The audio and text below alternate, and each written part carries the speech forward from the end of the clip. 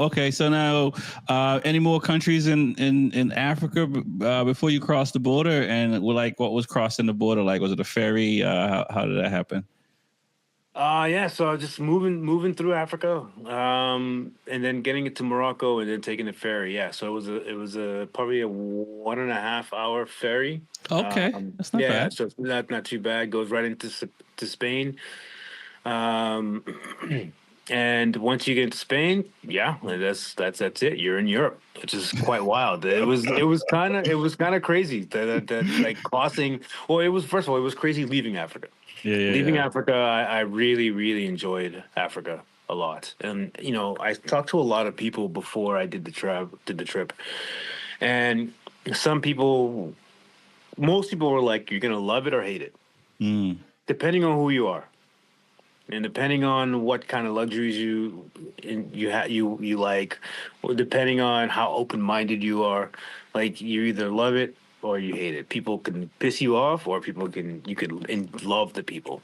right. Um, I think for me, it was definitely I loved it to the point where I would not mind living there in a specific country for like 3 to 4 months out of the year, and then relocating somewhere else. And if I could do like living in say States, Europe, and Africa, Mm-hmm. just kind of be that little triangle there. Chasing the sunlight and not the Yeah, snow. exactly, exactly. That would be amazing. So, um, but yeah, I mean, I loved it. I loved Africa. So leaving Africa was kind, and a lot happened in Africa. Right, So right. And a how lot how long happened. were you there? You were there for 10 months. 10 months. Okay. Yeah.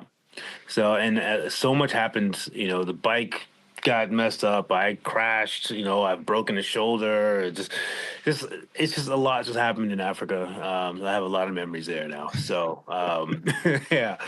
And then going into Europe, once I stepped into Spain, I was like, wow, I'm on my fourth continent.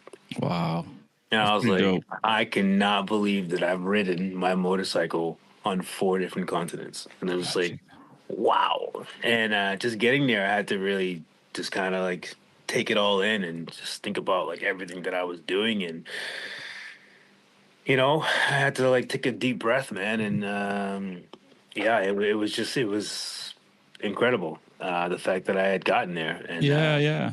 you And, know, and and then you heard a bunch of horns probably, and people telling you to yeah. get out the way. You're not going fast enough. well, well, to be honest with you, I mean, I think the culture here is very quiet. It's not. No one's gonna like beat the horns like crazy. Like Right, that's the right. thing. Like they No, when you don't. said the They don't culture here, the culture where you're now, or culture in Spain. yeah, yeah, it's different, huh? Yeah, yeah. You don't really hear.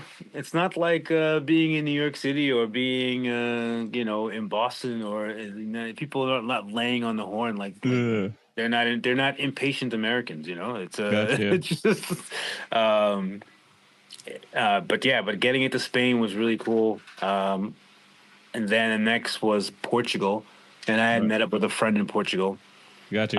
And Um, and it was it's south of Spain or South Spain, right? So yeah, like Valencia or it would be what do you call it?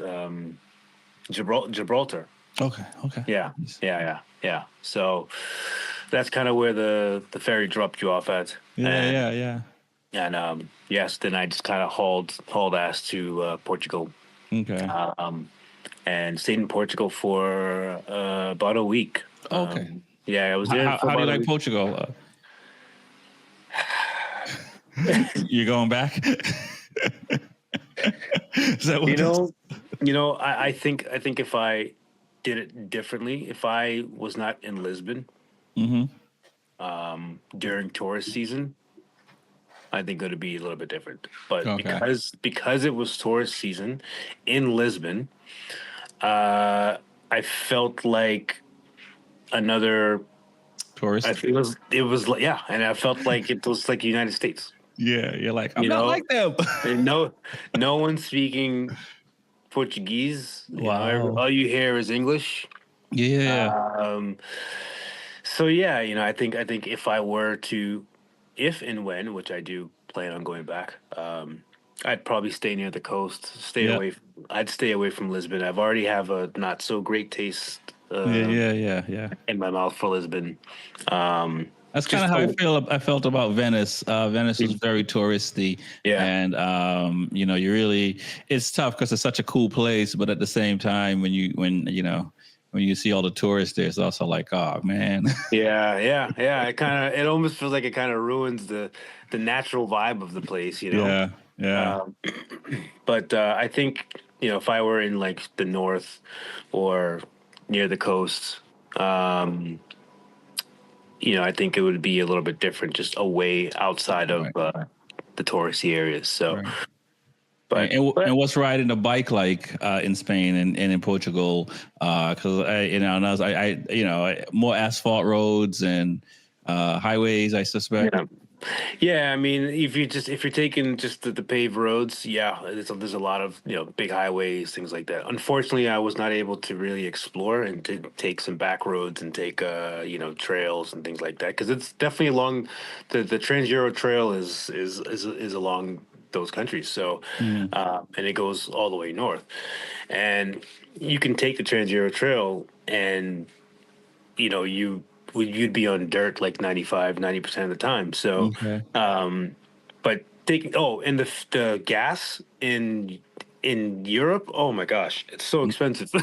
I, I kept complaining about the prices of the fuel, because I filled my bike up and it was like 30 euros. Oh, wow, It yeah, was like 27 euros, and my bike wasn't even on E, and I'm like, wow, that's expensive. And then yeah, the right now the dollar is super weak, yeah. so the euro is like it's like I don't know, like 14 or something like that, I think. Mhm. But it was just I had never filled my bike up and paid that much money. I was It's like just, I could live for a whole day. What am I doing? yeah, exactly. And then obviously the highways, you're hammering the throttle. So Mm, the highways you're going 90 miles an hour, 80 miles an hour, and you're just on the throttle. So that's just drinking my gas. yeah, yeah, So yeah. now I'm just kind of like, well, damn, I have to stop for gas every time and fill up $25 to $30 every time, and just Right. it's just yeah, it was definitely an eye opener, being like, welcome to Europe, Gotcha, just gotcha. Yeah, yeah. I can imagine. And then okay, so you get from Portugal. Where do you head next? from Portugal into back into Spain, then France. But again, I was just moving through Yeah, yeah, yeah, France. yeah, yeah. I was trying to get to this festival in the UK called the ABR Festival, Mhm. but my bike in France kind of shit the bed. The chain was stretched out. The sprocket was bad. So I had to make an emergency stop and get that fixed. So I didn't make it to the festival. So I ended up just going all the way straight from France, Belgium, and then into Netherlands. So and then I've been here since, just getting the bike ready. So, which is kind of the next step. And the thing is, like, once I got into Europe, I had to take a deep breath and be like, oh, Mhm. I'm in Europe now. But then I also had to say to myself, like, I have the race to think about as well. Right, So like right. I didn't even have much time to really embrace the fact that I had gotten into Europe, because getting the bike ready for the race was like always in my mind, and Yeah. whether or not I was going to be able to do it or even make it to the race, because I had finances were unfortunately were starting to get a little wonky, and then there was like, how am I going to get to Romania? How am I going to get the bike fixed?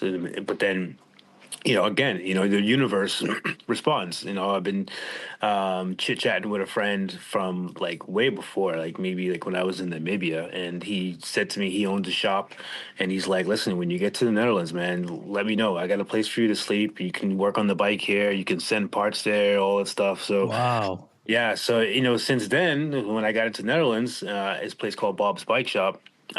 which is actually where I am right now. Shout out to Bob. Um, yeah, and he's been super cool, man. He's been the hospitality once again has been it's been amazing. So and he's been helping me get a lot of stuff done on the bike, and yeah, and I'm completely rebuilding the bike here, and